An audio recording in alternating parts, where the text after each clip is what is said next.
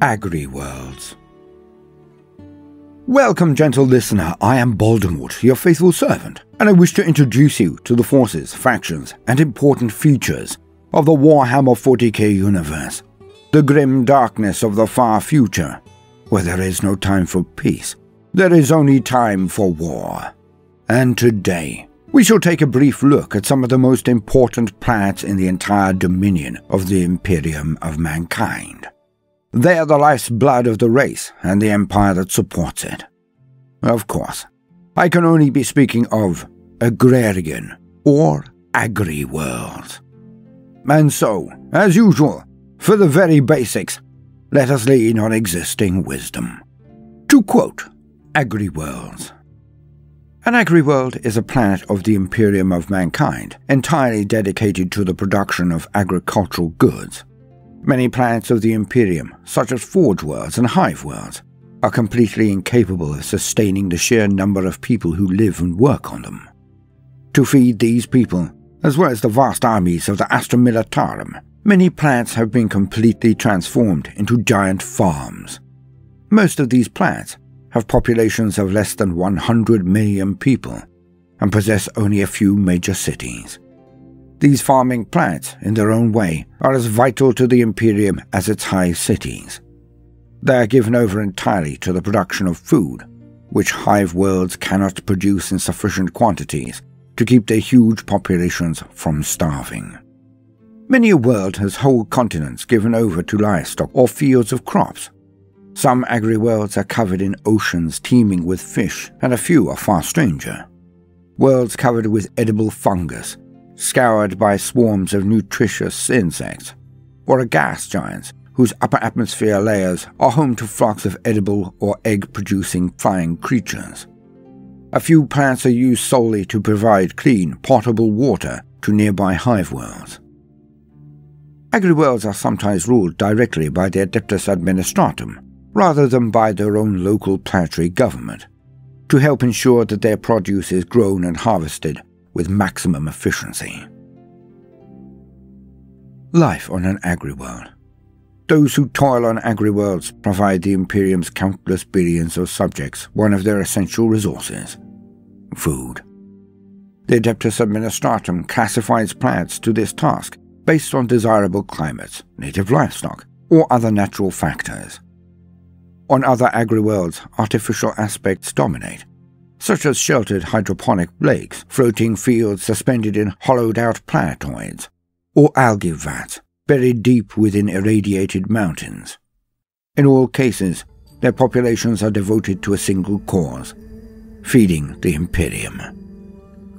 Even the slightest crop failure or livestock plague can doom other worlds to horrific starvation or collapse an Imperial war front, thus making their often overlooked efforts vital for humanity's survival. Though agri-worlds are each devoted to growing and gathering foodstuffs for a ravenous Imperium, each is unique in the way it goes about this, as well as the actual items it produces and exports. Many rely on staples though, as these are relatively simple to grow, store, manipulate, and process into a variety of forms for human consumption across the galaxy. Some concentrate on rare items and delicacies that can only be produced on that planet, food bound for the tables of the connected and powerful. In time, most become renowned for certain exports, as Calto is for Padonus rice, or Kel is for its Mohoxen.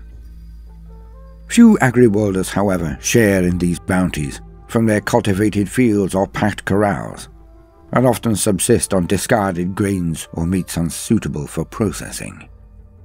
Agrarian workers can be anchored to work a single field, often developing such devotion to that produce that new religious sects can spring up like the plants themselves. Others might continually travel the surface, following local growing seasons to descend like attack armies on fields ripe for harvest, and scouring the landscape to remove every morsel of grain, stalk, or other edible life. More voracious than any swarm, they leave behind nothing but barren soil before marching off to eradicate the next territory. On some planets, especially where there is a strong Adeptus Mechanicus presence, laborers with bionic scythe limbs might work alongside monotask harvester servitors, while combat servitors patrol the fields and use their heavy stobbers to discourage marauding creatures. Produce fields vary in size and shape, including precisely designed acreages based on ancient decrees, patterns to venerate revered imperial saints, or wild forms based on the seasonal whims of their rulers. Some fields are not on the land at all, such as plankton farms that reap the oceans or underground fungi caves. Other agri-worlds instead specialize in livestock creatures, from the ubiquitous groks to unique native beasts that cannot thrive anywhere else. Like the flora, these need to be terrestrial, and could include gargantuan sea beasts larger than starships, or sky-blackening clouds of protein-rich insects. In some cases, these plants might import base fodder, or cultivate hydroponic algae and vat-grown lesh just to feed these fauna until the beasts are harvested. Work on any agri-world, no matter its produce, is harsh and remorseless. There are always fields to till, crops to tend, harvests to conduct, or beasts to oversee. Even in artificial pastures, algae vats must be seeded and skimmed of their precious yields in continuous cycles. Their subservience to natural processes breeds strong individuals who readily apply their muscles to any problem. It is somewhat rare for them to leave their homeworld, but those who do find many uses across the Imperium. Agri-worlds often supply the bulk of their imperial ties in edible produce rather than manpower, given their relatively low populations and the importance of their exports. Still, the Astra Militarum is known to draw in agri-world natives, especially in times of invasion for nearby planets. Some agri-worlders might develop an affinity for machinery, after much experience working with autoscythes or harvest crawlers, and could be noticed for recruitment into the cult Mechanicus. The ecclesiarchy calls to others, from their years spent intoning prayers to the God Emperor for successful harvests. The endless tabulation of harvest output, seed usage, or other essential organizational recording can indicate a talent perfectly suited to the Adeptus Administratum, and a vital posting anywhere across the galaxy. The curse of mutation is also present, though less often confronted and eradicated. Agri-worlds with lower population densities allow the afflicted to more easily hide deformities or elude watchful eyes. And now I would like to read you an extract which is even older lore. Sometimes people say that these things conflict. I like to think that in different regions, different sectors, different segmentums of the Imperium, different processes are performed. Also, well, things have moved on. Sometimes the lore of old can be of only 1,000 years ago, but things, again, in the Imperium do change. And so, for a second time, to quote, all agri-worlds are of similar size, located in similar orbital zones within their void systems, and subject to specific exposure to a prescribed spectrum of solar radiation. Their soils have to be within a tight compositional range, and they have to be close to major supply worlds. The Imperium is not a gentle custodian of such places. After discovery of a candidate planet, the first 50 years or more are spent in terraforming, according to well-worn Martian procedures. All pre-existing life is scrubbed from the rocks, either by the application of controlled virus chewers or by timed flame drops. The atmosphere is regulated, first through the actions of gigantic macro-processors, and thereafter by a land-based network of control units, more commonly referred to as command nodes. Weather, at least as generally understood, disappears. Rainfall becomes a matter of controlled timing, governed by satellites in low orbit and kept in line by fleets of dirigibles. The empty landscape is divided up into colossal production zones, each patrolled by crawlers and pest thopters. Soon after this process completes, every agri-world looks exactly the same. A flat, wind-rummaged plain of high-yield crops swaying towards the empty horizon. A person could walk for days and never see a distinctive feature. Not that anyone sane would choose to walk in such places.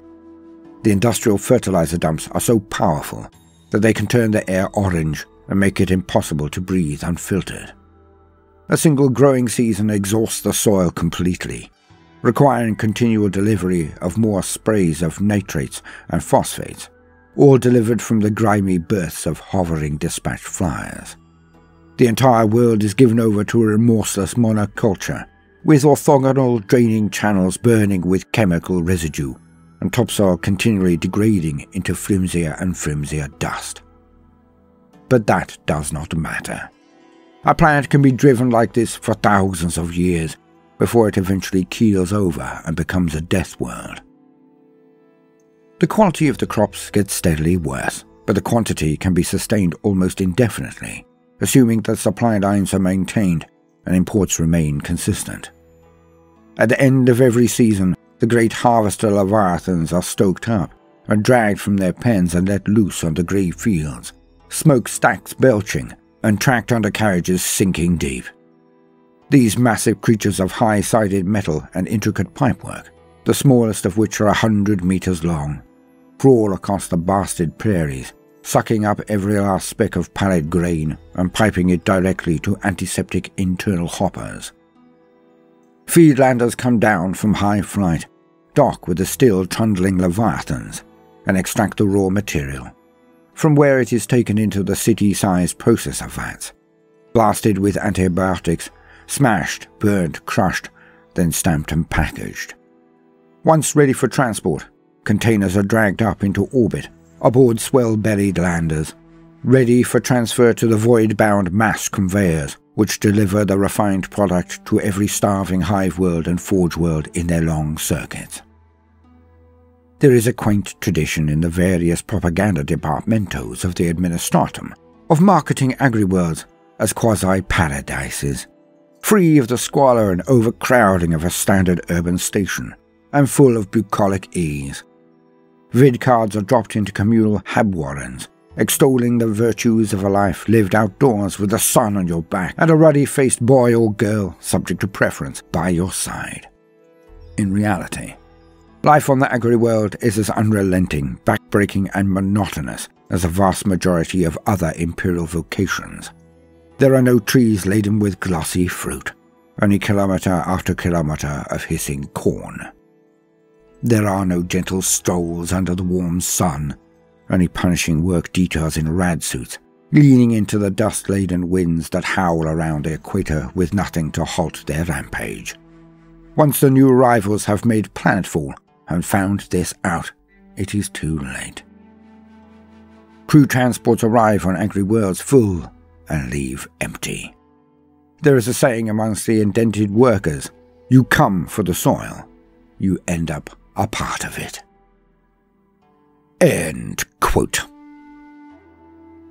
And I find this quite an interesting entry. Now clearly I have done this as we are fast approaching the beginning of my campaign on an agri-world called Abundance Tertius.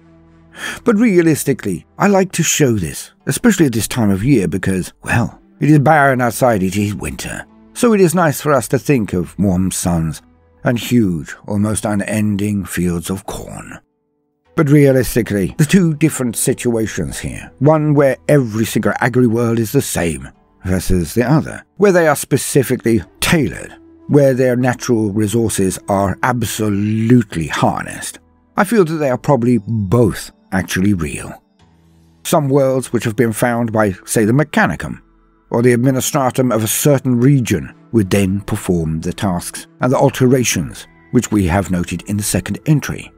Whereas in some regions of the Imperium, it is highly likely that if it isn't broke, don't fix it, as they say, and they see a fertile and abundant world and then capitalize on it. But in reality, in the universe of Warhammer 40,000, the grim darkness of a far future, there are probably every different form of life, every different form of world, and every different form of farming structure. It is purely up to you to decide where you are, what world it is like, and why you battle. I have been Baldemort, your faithful servant. I hope you have enjoyed this brief introduction to AgriWorld. If so, then please do consider liking and subscribing. If you do, then hit the notifications button, as I would not want you to miss out.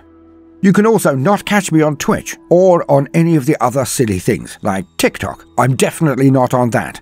I was about to say I'm not actually on a podcast, but I kind of do an entry. But either way, not to worry. You can not catch me on all of these different things.